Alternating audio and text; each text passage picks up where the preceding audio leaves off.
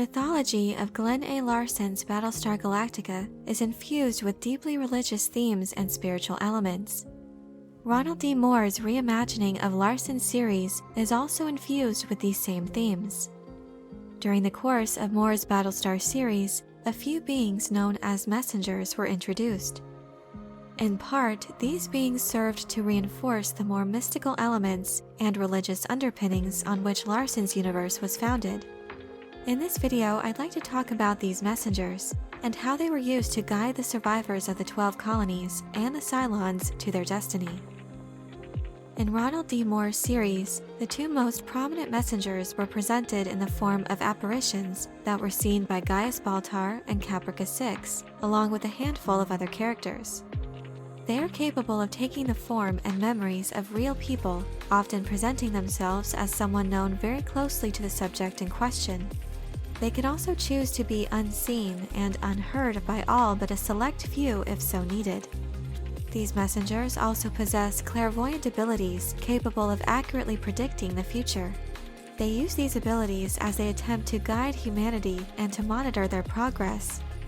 These beings take an active interest not only in humankind, but also the various Cylon races as well. It is revealed that the messengers work at the behest of a higher power, who is often referred to as God, but it's stated by them that he does not like that designation.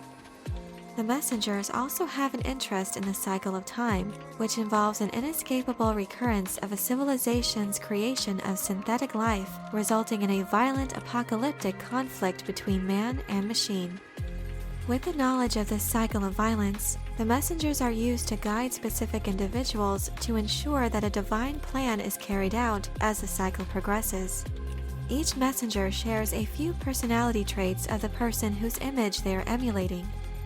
However, because of their purported divine origin, they appear calmer and wiser than their corporeal counterparts. For instance, Messenger 6 displays mischievous traits and a heightened sense of sexuality, but she also zealously promotes the philosophy and monotheistic religion of the Cylons. Similarly, Messenger Baltar possesses Baltar's suave arrogance, but often criticizes Caprica 6 when she attempts to rationalize the destruction of the 12 colonies, or falls into other Cylon tendencies. Interestingly, both of these personalities tend to sway philosophically to the opposite of the beings they appear to emulate. Eventually, these messengers are revealed to be agents of a higher power, with Messenger 6 claiming that they are angels of God. Writer and co-executive producer for the series, Jane Espenson, has stated that she personally believes that these messengers are a far advanced culture with an interest in humanity. This description makes them similar to the beings of light from the mythology of the original series. These beings of light were a race that traveled using the Ship of Lights and were also called angels by the primitive people on Kobol.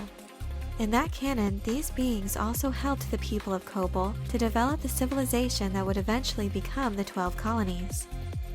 The messengers in Ronald D. Moore's series demonstrate a persistent awareness of events, people, and places around the galaxy. While the source of such awareness is not clearly defined, it is later assumed to be of divine origin. These beings are also able to project visions and cause the subject to see additional items in their environment. Even while remaining unseen by others, messengers are able to interact with the physical realm, the effects of which can be seen and have provoked reactions from other people. Interestingly, while Messenger 6 claims to be an angel sent from God, Messenger Baltar is derisive in his view of the Cylons' concept of God.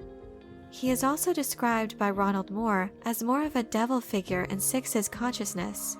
It was the intention of Messenger Baltar to aid Caprica 6 in stirring up a social revolution, while also teaching her to see the fall of the 12 colonies as an unforgivable sin. On the other side, Messenger 6 worked to protect Gaius from danger, and to steer him on a path towards preaching for the one true God.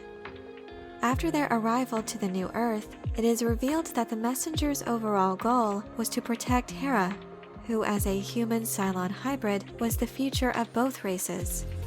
These two also reveal to Baltar and Caprica 6 that God's plan is ever-evolving and never-ending. Some 150,000 years after their arrival to the New Earth, Messenger 6 appears with Messenger Baltar in New York City. In this scene, the two have a discussion of the cycle of time, how all of this has happened before, and whether all of this will happen again. Messenger 6 believes things will go differently this time, and when she refers to God, Messenger Baltar reminds her that it doesn't like that name. This establishes that these messengers are incredibly long-lived, possibly even immortal, as they continue to serve at the will of this deity.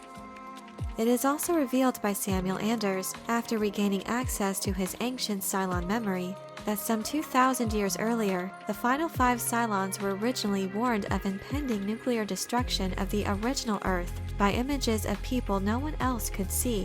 Presumably, these were also messengers. This information served as the impetus for their recreation of Cylon resurrection technology and the preparation of the ship on which they escaped following the nuclear disaster. While Messenger 6 and Baltar are the angels who appear the most in the series, other messengers do occasionally appear to certain characters in the show. In Season 4, Rosalind converses with a being in the form of Priestess Alosha during what should be 0 time jump sequences on the way to the Resurrection Hub. Messenger Alosha is unlike the others in that she only interacts with Rosalind during a time interval that should not exist. Like other messengers, she possesses clairvoyance, able to see future events such as Rosalind's death and the fact that William Adama waits for her. Kara Thrace, who some suspect may be a messenger of sorts after her apparent death and subsequent resurrection, also encounters a vision of her father, who goes by the name of Slick, though she initially fails to recognize him. Through this interaction, she remembers a specific song her father taught her as a child, and as they write out the notes, she notices that the score resembles one of Hera Agathon's drawings. As they play the song, the tune is recognized by Cylons Saul Tigh and Tori Foster. It is the same song they heard at the Ionian Nebula. This song is eventually used by Kara to serve as a basis for the coordinates leading humanity and Cylon kind to their eventual home on the new Earth. When Tigh confronts her about the song, Slick vanishes, serving as evidence that he was perhaps another one of these messengers, and having served his purpose in giving her the coordinates to Earth, he is not seen from again. During the course of the prequel series Caprica, a messenger appeared to Zoe Greystone decades before the fall of the 12 colonies in the form of Zoe herself as a teenager. The messenger first appeared to Zoe as a little girl to save her from a fire which burned down the Greystones' house.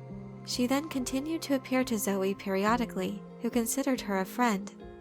This messenger encouraged Zoe to create life with her computer skills, which led to the creation of Zoe A, which was Zoe's holographic avatar duplicate.